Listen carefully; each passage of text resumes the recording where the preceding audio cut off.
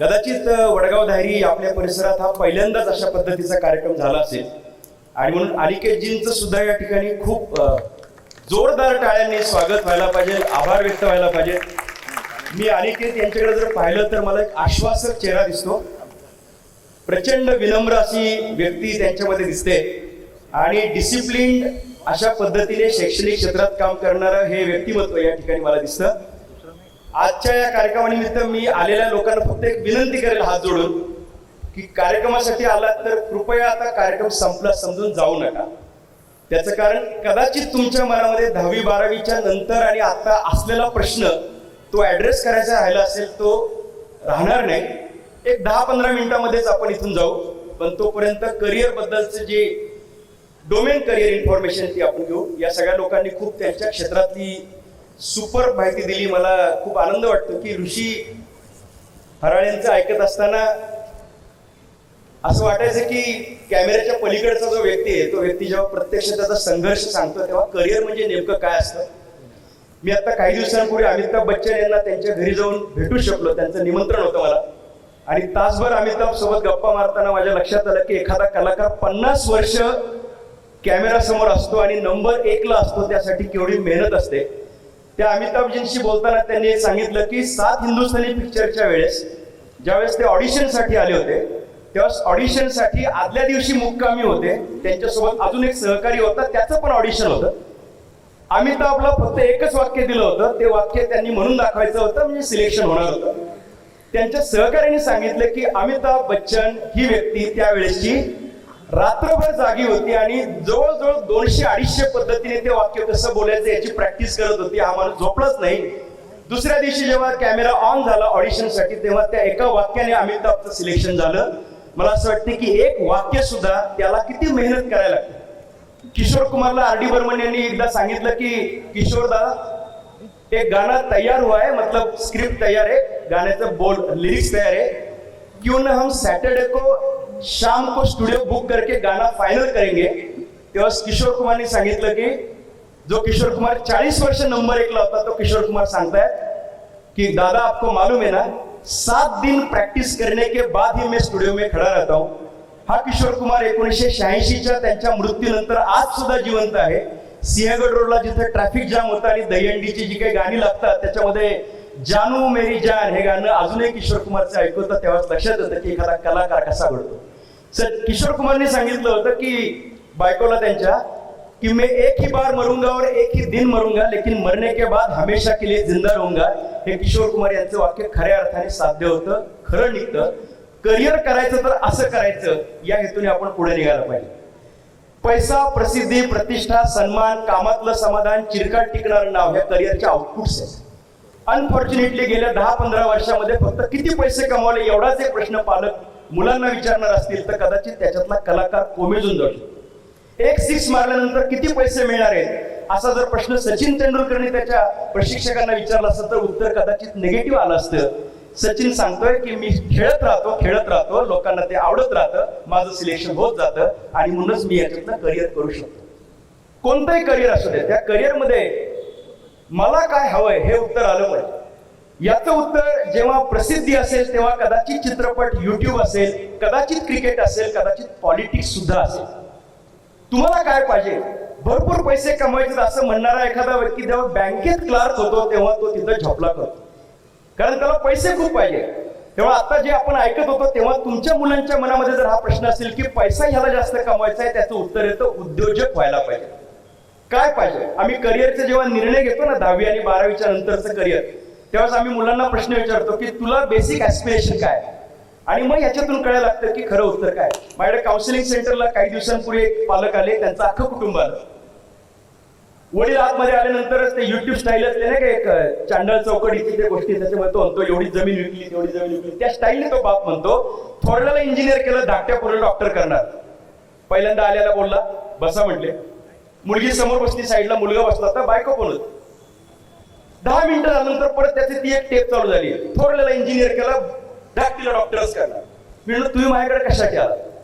ते म्हणाले की 2 वेळा आमच्या पोरीने नीटची परीक्षा दिली, तिसऱ्यांदा देऊ का नको तुम्हाला विचारलं. मी म्हणलं पहिल्यांदा दिली तेव्हा मला विचारलं होतं का? ते म्हणले नाही. पहिल्यांदा किती मार्क पडले? ते म्हणले 90 मार्क पडले. जाणकारांना सांगेल हे 90 मार्क 100 पैकी नव्हते, 720 पैकी होते. त्यानंतर ते म्हणाले की मी सेकंडरी अटेम्प्ट केला, मुलींनी सेकंडरी अटेम्प्ट करायला लावला तिला. म्हणलं मग किती स्कोर आला, वाढले का? ते म्हणले 80 पडले. म्हटलं मग आता नाही, म्हणजे आता तुम्हाला विचारलं आलोय की तुम्ही तिसरा अटेम्प्ट द्यायला, तुम्ही नुसतं होकार जरी दिला तरी तिला सांगणार की किती बी अभ्यास कर, कुठं पण क्लास लाव, लातूरला जा, तू डॉक्टर असो. मी म्हणलं जरा तुम्ही गप्प बसता का? पहिली गोष्ट मला ही पुरेशी बोलू दे. मी म्हणलं की तुला कोणता विषय आवडत नाही? आणि त्यावेळेस त्या मुलीने उत्तर दिलं बायोलॉजी आवडत नाही. कपाळ. अरे तिला बायोलॉजी आवडत नाही, तू त्याला 3 वर्ष तिची व्हायला घालवणार. म्हणलं तो म्हणलं की बायोलॉजी नाही आवडलं तर नाही आवडला, तिला डॉक्टरच करणार. मला तुम्ही सांगा, हे जे विचार प्रक्रिया आहे, कोणता विषय आवडतो, मॅथ्स आवडतो का, त्याच्यानुसार कोणती करिअर हे ठरवतायत.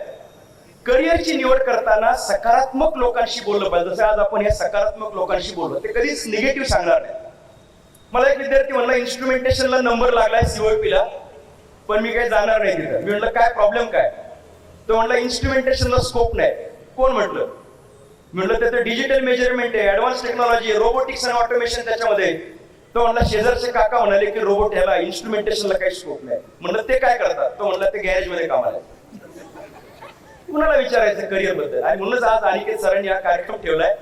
करिअरचा निर्णय घेताना माझं असं मत आहे, प्लॅन A प्लॅन B सकट पुढे जायचं. आवड क्षमता काय, पात्रता बघायचे, आतापर्यंतचे मार्क काय पडले ते बघायचे. आणि सगळ्यात महत्वाची गोष्ट, मगाशी मी ऐकत असताना मला असं वाटलं की या सगळ्यांकडे कॉमन पॉईंट काय आहे, तर कॉमन पॉईंट आहे तो म्हणजे डिसिप्लिन. मगाशी मी उल्लेख केला ना की अमिताभ बच्चनना मी भेटायला गेलो त्यावेळेसची परिस्थिती 7:30ची वेळ दिली होती आणि आम्ही त्यांच्या घरात जाणार होतो. तर अमिताभ बच्चन त्यांच्या आतल्या रूम मधून फक्त हॉलमध्ये येण्यासाठी किती 4 पावलं होती, 4 पावलं. तरी हा माणूस 7:15 वाजता तिथे येऊन थांबलो होता. आता त्याच्या बेडरूम मधून हॉलमध्ये येण्यासाठी काही ट्रॅफिक जाम होणार होतं का? तरी सुद्धा हा माणूस 7:30चा टायमिंग दिलाय तर 7:15 येऊन थांबलाय. अमिताभ बच्चन गेल्या 40-50 वर्षामध्ये जेवढे शूट्स होते आणि शूटिंग होते तेव्हा अर्धा तास पाऊण तास आधी त्या ठिकाणी गेला. राजेश खन्नाने उलट केलं. राजेश खन्ना सकाळच्या 10ची वेळ असेल तर संध्याकाळी 4 वाजता जायचं आणि 15 मिनिटं मध्ये लॉकअप म्हणजे पॅकअप करा आणि बाद झालं सगळं. मला असं वाटतं शेवटची 20 वर्ष एवढा ग्रेट इंटेलेक्च्युअल कलाकार असून सुद्धा त्याची 20 वर्ष डब्यात गेली. इथं बसलेल्या मुलांमध्ये जर त्यांना असं वाटतं की माझ्याकडे टॅलेंट आहे, पण नुसतं टॅलेंट उपयोगाला येणार नाही. कोणतंही क्षेत्र निवड, जे निवडशील त्याचं सोनं करू शकलो पाहिजे. त्यामुळे एक महत्वाचं वाक्य म्हणजे आवडीच्या क्षेत्रात करिअर कर, दॅट्स ऑल, नंबर 1. पण आवडीच्या क्षेत्रात करिअर करण्याच्या प्रक्रियेमध्ये जर आवड असलेलं करिअर मिळालंच नाही तर काय करूयात? मग 3 इडियट पिक्चर आठवायचा का?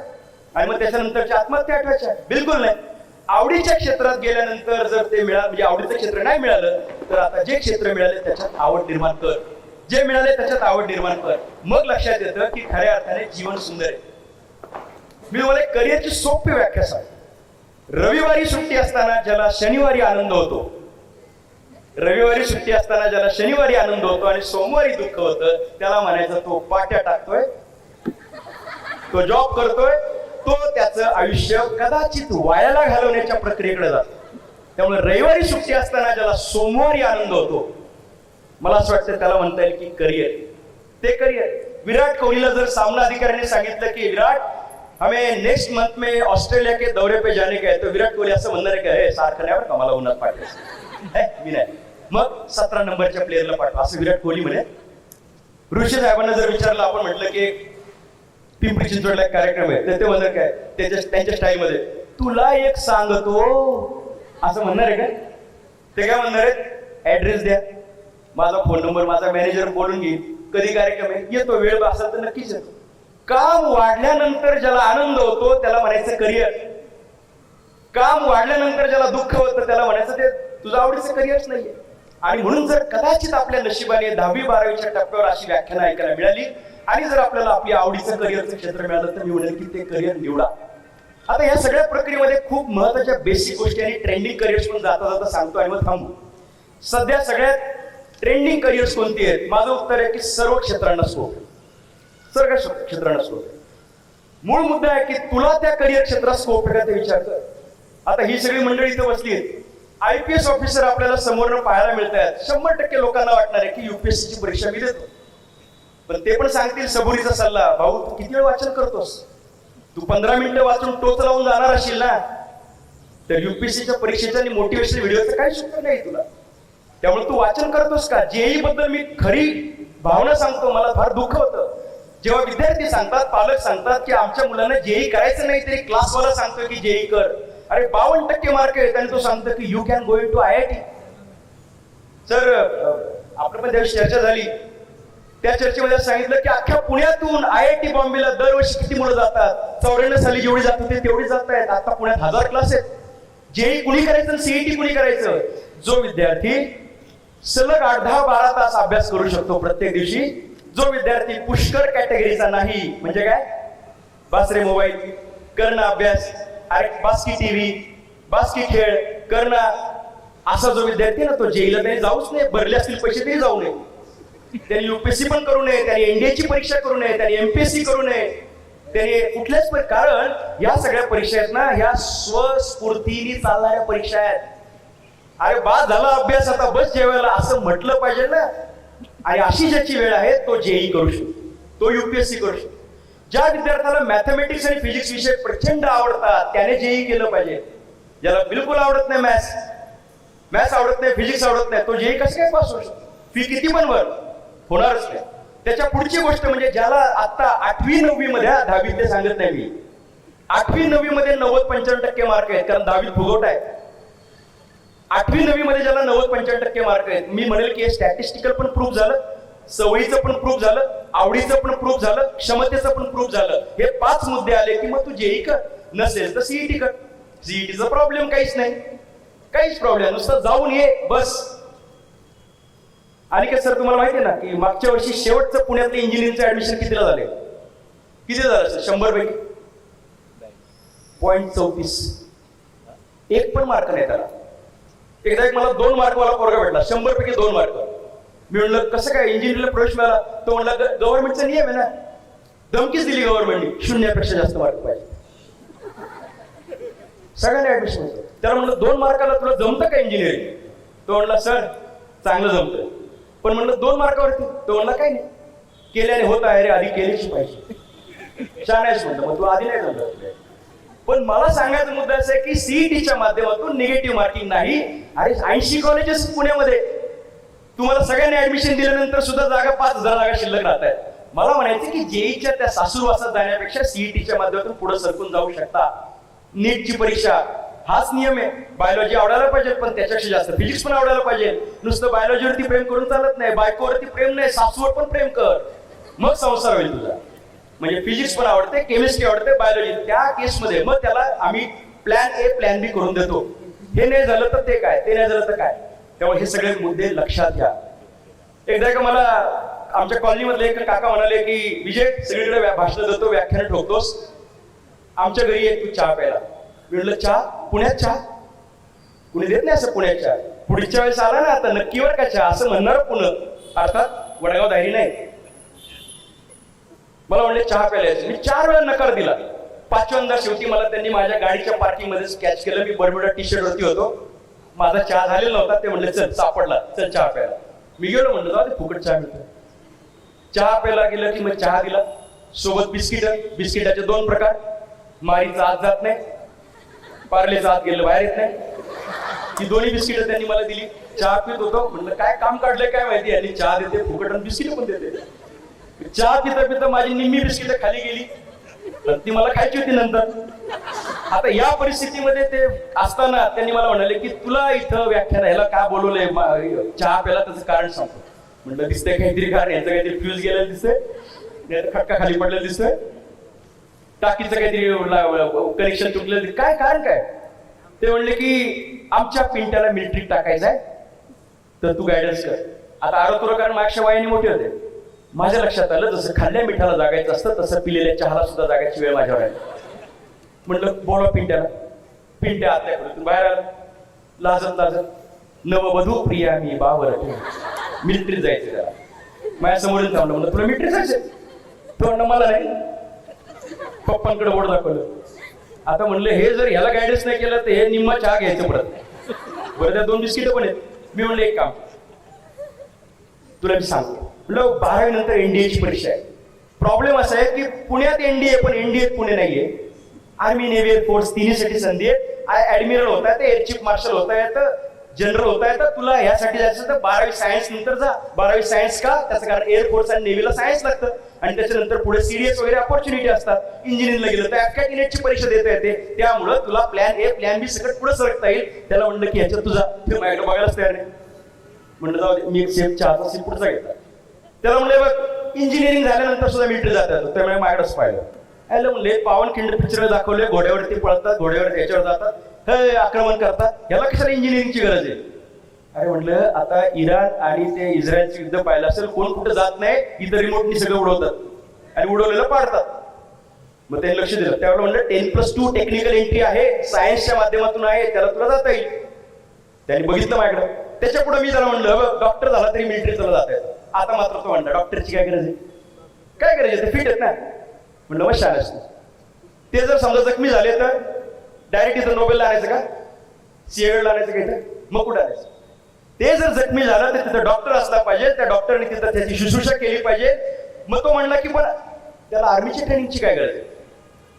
आता म्हणलं समजा पाकिस्तानच्या बॉर्डरवरती आपला तंबूमध्ये सैनिक तिथं पडलाय आणि त्याला ते बँडेज बांधतायत. तितक्यात पाकिस्तानचे सैनिक आले आणि ते म्हणाले हँड्स अप.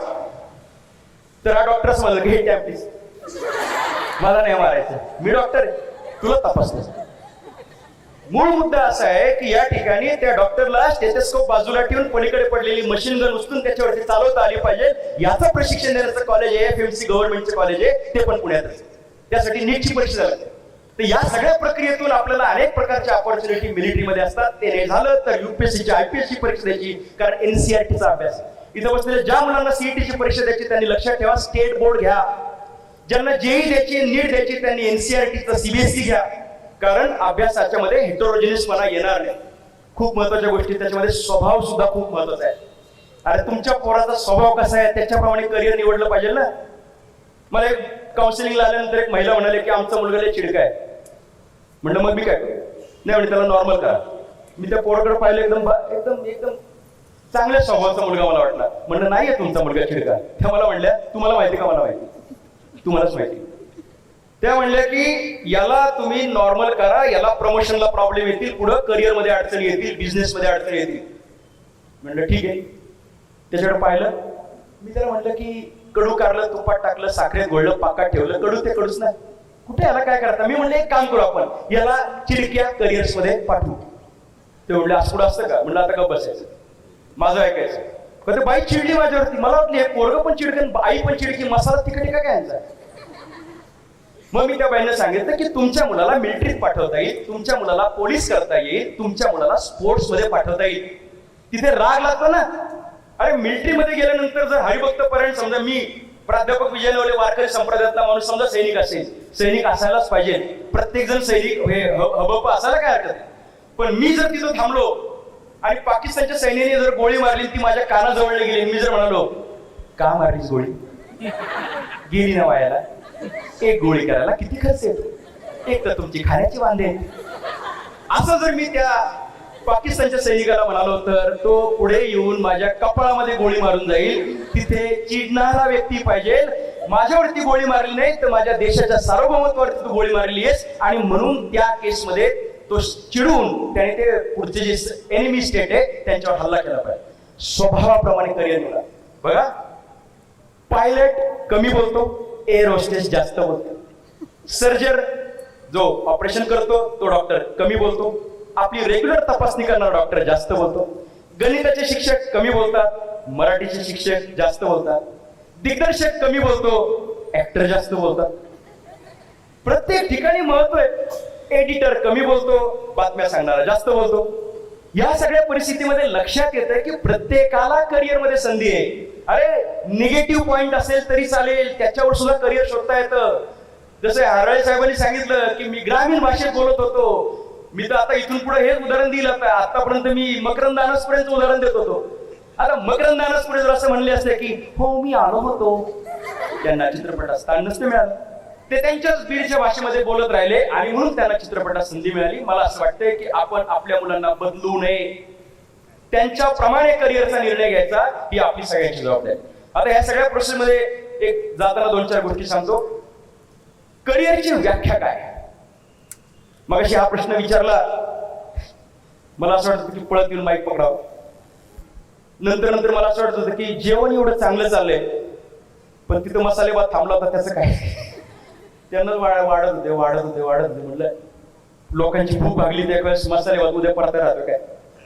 म्हणून मी म्हटलं मगाशी प्रश्न विचारला, खूप सुंदर प्रश्न अनिकेत सरांनी विचारला की करिअरची नेमकी व्याख्या काय.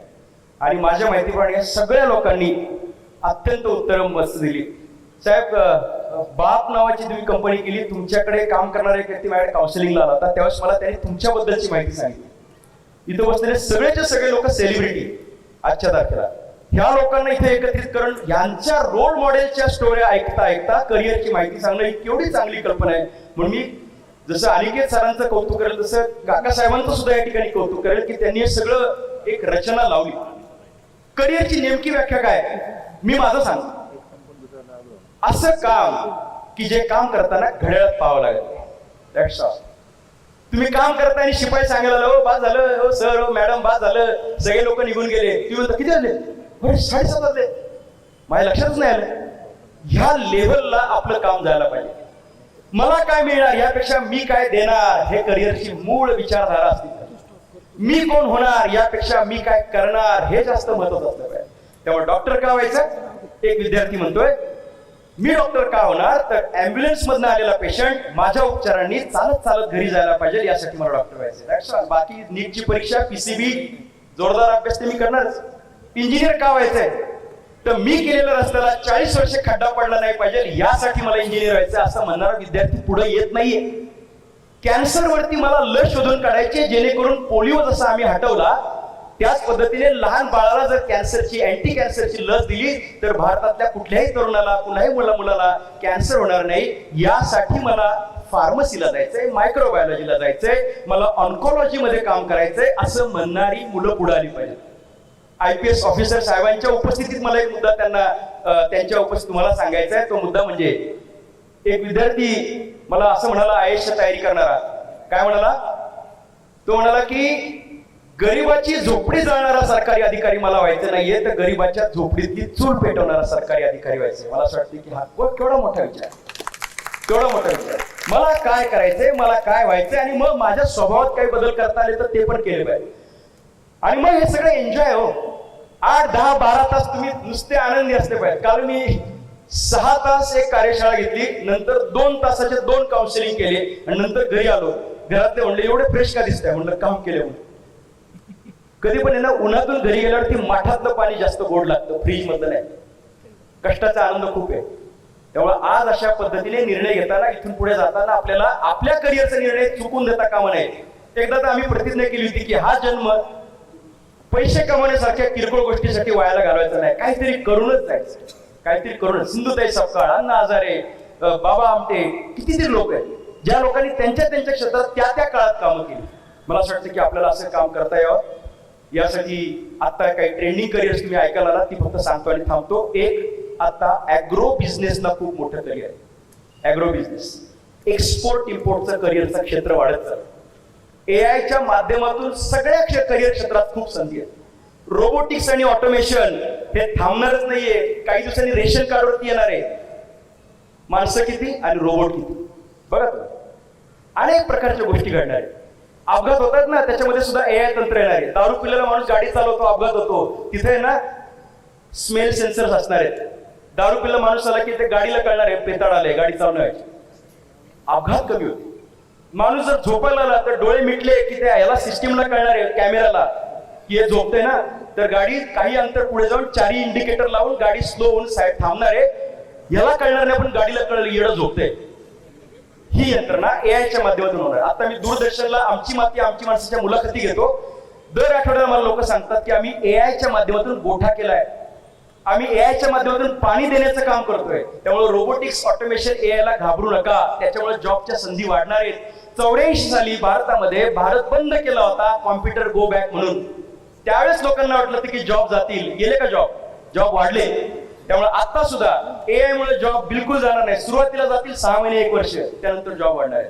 सो अशा पद्धतीने करिअरच्या अमाप संधी आहेत. एक संधी अजून एक सांगतो ती म्हणजे व्यवसाय करण्याची संधी, बिझनेस. गेल्या 4 महिन्यात मी जे काउन्सिलिंग करतो ना, त्यामध्ये जवळजवळ 90% मुलांनी सांगितलं की आमचं करिअरचा फायनल गोल आहे ते म्हणजे बिझनेस. 90%. आणि त्याच्या अजून एक गंमत, 100% मुलींनी सांगितलं की आम्हाला बिझनेस करिअर करायचं. बिझनेस करिअर 15 वर्षातला हा ट्रेंडिंग, हा जो ट्रेंड आहे ना हॅशटॅग करिअर, ते बदल झाला हा मुलींमधल्या करिअरमध्ये. खूप महत्वाचा मुद्दा आहे व्यवसाय करिअर. कारण आउटसोर्सिंग झालंय आणि लोकांना स्पेशलाइज लोक पाहिजे. मीच कॅमेरा धरणार, मीच एडिट करणार, मीच ऍक्टिंग करणार, मीच अपलोड करणार, मीच बूस्ट करणार, नाही. प्रत्येकाला वेगळी यंत्रणा लागली की ऍक्टर त्याच्यावरती कामावरती फोकस करू शकतो. म्हणजे इथून पुढे बिझनेसला स्कोप आहे. जाता जाता हे पण सांगतो की इथून पुढच्या काळात रिसर्चला पण स्कोप आहे. रिसर्च, संशोधन व्हायला म्हातारा व्हायची गरज नाहीये. न्यूटन, गॅलिलिओ फार केस गेलेत, टक्कल पडलंय, म्हातारं झालंय, ते त्यांच्या म्हातारपणातले फोटो आहेत. शोध त्यांनी तरुणपणात लावले. आपण सुद्धा हे करू शकतो. आयसर ऍप्टिट्यूड सारखी परीक्षा द्या. आयसर ऍप्टिट्यूड टेस्ट तो एक करिअरचा एक ट्रेंड आहे. फार्मसीमध्ये करिअरच्या ऑपॉर्च्युनिटी वाढतात कारण एव्हरी पर्सन इज पेशंट या कॅटेगरीत आता आपण. सायकोलॉजी मधलं करिअर विचार करा. ज्याला इमोशनल व्यक्ती आहे, ज्याला बोलता येतं, त्याने सायकोलॉजी मध्ये जा. इथून पुढच्या काळामध्ये अख्ख्या सिंहगडला कदाचित 250-300 काउन्सिलर्सची रिक्वायरमेंट राहणार आहे. एकदा एक मुलीचं मी काउन्सिलिंग केलं आणि तिला म्हणलं की तू सायकोलॉजी मध्ये चालली, आता तू तुझ्या क्लिनिक वरती लिही, येथे सासू सुनांचे प्रश्न सोडवले जातील. ती म्हणली मी नाही असं लिहिणार. ती पण पक्की पुणेरी. ती म्हणली मी असं लिहिणार, येथे नवरा बायकोंचे प्रश्न सोडवले जातील. मी म्हणलं का बरं? ती म्हणली पुण्यात सासू सुना एकत्र कुठं राहतात, एकत्र नाही राहिले तर भांडणच होणार नाही. ती म्हणली नवरा आणि बायकोंचे प्रश्न सोडत. मध्ये मी तिला फोन केला, कसं काय चाललंय करिअर? ती म्हणली डबा खायला वेळ नाही, एवढे पेशंट. बघा, ट्रेंड ओळखा. पुढच्या करिअरला कोणत्या ठिकाणी जाता येईल आपण ते ओळखू. थांबताना मी असं म्हणेल, करिअर का करायचं? माय नेशन माय करिअर ह्या उक्तीप्रमाणे चालता आलं. मी काय करेन त्याचा समाजाला काय फायदा होऊ शकेल, मला काय फायदा होऊ शकेल. कारण मला परवा एकाने सांगितलं की अमुक व्यक्ती 1600 एकर जमीन होती वारला. पुढे काय? अरे पण ते 1600 एकर कमावण्याच्या नादामध्ये जो तेवढा दमला, ते घरातल्यांशी गप्पा मारल्या नाहीत, हेल्थचे प्रॉब्लेम करून ठेवले, मित्रांशी बोलला नाही, भारत देश बघायचा राहून गेला.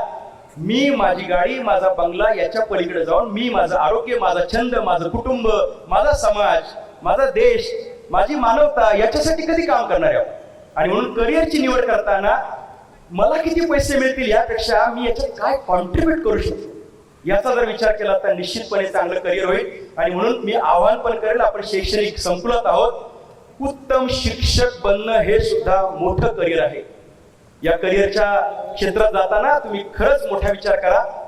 तुम्हाला लेखक बनता येतं, वक्ता बनता येतं, काउन्सिलर बनता येतं, चित्रपटात जाता येतं आणि हे सगळं करून वर्गात शिकवता येतं. अशा सगळ्या करिअर्सचा आपण मागोवा घेऊ शकतो. मला अजून तुम्हाला तारायचं नाही कारण ऑलरेडी कार्यक्रम खूप चांगला रंगला आणि तुमचा आभार मानायचे की एवढे सगळं होऊन सुद्धा माझी जरा चुळबुळ चालू होते की लोक निघून गेली तर मला काही लोकांना ऐकायला मिळायचं नाही. म्हणून त्या मुलीला सांग म्हणलं की तू थांब जरा. नॉर्मली मी कधी असं म्हणत नाही. आता तिचा एक प्रश्न घेतो आणि एंड करतो. त्या विद्यार्थिनीने किंवा सगळ्यांनी असं एक प्रतिकात्मक मुद्दा सांगितला होता, तुला विचारायचा प्रश्न का मी डायरेक्ट कव्हर करू? हा, ती म्हणाली होती की कमी मार्क पडलेली मुलं आणि नापास झालेली मुलं यांच्यासाठी काय मुद्दा आहे. तर मी असं म्हणेल की हा प्रश्न आता काय गरजेचाच नाही. 10वीतून 11वी जाताना मार्कांची फार गरज पडत नाहीये. सायन्सला 50 पर्यंत ऍडमिशन मिळतं. पुण्यामध्ये चौकात कॉलेजेस आहेत. सप्टेंबर महिन्यापर्यंत कॉलेजेस अशी वाढ बघत असतात, येता का. तुम्हाला 10वीच्या पालकांना, मी पण 10वीचा पालक आहे, माझी मुलगी पण इथे आलेली आहे, दररोज दिवसातून 15 कॉलेजचे फोन येतात की येता का तुम्ही आमच्याकडे. त्याच्यामुळे अजिबात मार्कांची काहीच गरज नाही. ITI ला सुद्धा 56 प्रकारचे कोर्स आहेत. म्हणजे 56 खरोखर 56 आहे बरं का, आपलं 56 नाही, 56 प्रकारचे कोर्स ITI मध्ये. डिप्लोमाला सुद्धा एवढी कॉलेजेस आहेत की तिथं त्यांना फोन करायला लागतात, कार्यक्रम घ्यायला लागतात, सगळं करायला लागतं. तुम्ही पर्सेंटेजला घाबरू नका. जे मार्क पडले ते काही म्हणजे 92च्या ऐवजी 94 पडले असतं काय बिघडलं असतं, काय झालं असतं, त्यांनी काय करू शकलं असतं? काय नाही, स्टेटसला ठेवता आलं असतं. याच्या व्यतिरिक्त काही नाही. आणि लग्नाच्या वेळेस फक्त तुम्हाला प्रश्न विचारतील ना, तिकडचे पलीकडचे 10वीत किती मार्क होते त्यावेळेस सांगा, बाकी काय. याच्या व्यतिरिक्त काही स्कोप नाही. 12वीचे मार्क महत्वाचे आहेत, 12वी नंतरचा स्कोर महत्वाचा आहे. तो GEE, नीट, NDA काय असेल तो महत्वाचा आहे. मला असं वाटतं त्यामुळे आता कमी मार्क पडलेल्यांनी काहीही काळजी करू नका. 48 उलट झाले. 45 ते 50 वाल्यांनी गावभर पेढे वाटले आणि 90 ते 95 गप बसलेत कारण 97 पाहिजे होते. तो डोंट वरी, कमी मार्क पडले तर बिघडत नाही. आणि नापास झाले तर मी म्हणलं की I will like to congratulation. का? आता या वर्षभरामध्ये बेसिक स्किल्स शिका, AI चे स्किल्स शिका, पायथन, R, SQL शिकून घ्या. कसं बोलायचं, कसं वागायचं, डिसिप्लिन कशी ठेवायची, सवयी कशा लावायच्या, तब्येत कशी करायची, कोल्हापूरला जा, व्यायाम करा, काय स्वतःला डेव्हलप करा आणि पुढच्या वर्षीच्या परीक्षेमध्ये चांगला स्कोर करा. त्याच्यानंतर पुढे निघा. मी तुम्हाला सांगतो, हायवेला चाललेली गाडी आहे ना, जरा मागं पडली ना, जरा स्पीड वाढवलं ना, तर काही अंतर गेल्यावरती 20 किलोमीटर गेलेली पुढे गाडी 40 किलोमीटर मागे टाकते. त्यामुळे कुणी नापास झाला असेल तर पुढच्या प्रवासामध्ये त्याला मागे टाका. अनेकदा असं लक्षात येतं की उद्योजक आणि मोठमोठी लोक आहेत ना, त्यांच्या 10वीच्या काळामध्ये काहीच परफॉर्म करत नव्हती, कारण अकॅडमिक स्किल म्हणजे इंटेलिजन्स म्हणजे सगळा इंटेलिजन्स नाहीये ना. तसं असं तर सचिन तेंडुलकर 10वी नापास असून सुद्धा भारतरत्न काढले हो. त्यामुळे नापास असा काहीच प्रॉब्लेम नाहीये. आणि इथून पुढच्या प्रगतीमध्ये एक मोठं ध्येय ठेवून आई वडिलांना नाराज न करता, म्हणजे आई वडील आणि मुलं यांच्या एका समन्वयातून करिअर करूयात. पालकांना पण मी सांगेल की तारक मेहता का उलट्या चष्मा मधल्या भिडे मास्तर सारखं वागू नका. हमारे जमाने में पोरं कंटाळीत त्याला. आणि मुलांना पण सांगतोय की पालकांना समजून घ्या आणि एकत्रितपणे पुढे चालूयात. मोठं करिअर करता येईल आणि अशा करिअर मधून सगळ्यात शेवटी काय व्हायला पाहिजे की ultimate goal of life is smile on face. Bus, that's all. चेहऱ्यावरती समाधान पाहिजे, बाकी तुम्ही काय किती कमावण्याच्या गोष्टी नंतर. आज या कार्यक्रमाला मला बोलवलं आणि हा कार्यक्रम छानपणे पार पडला. खूप चांगल्या पद्धतीने अनिकेत सरांनी सगळ्यांचे इंटरव्ह्यूज घेतले. ही सगळी मोठी मोठी माणसं या ठिकाणी आली, एका फोनवरती आली. यांना सुद्धा मी आभार व्यक्त करतो. यांच्याकडनं मला ऐकायला मिळालं, मला बराच कंटेंट मिळाला. मला यांना बराच कंटेंट मिळाला तुमच्याकडनं. त्यामुळे मी सगळ्यांचे आभार व्यक्त करतो आणि आपली रजा घेतो. धन्यवाद.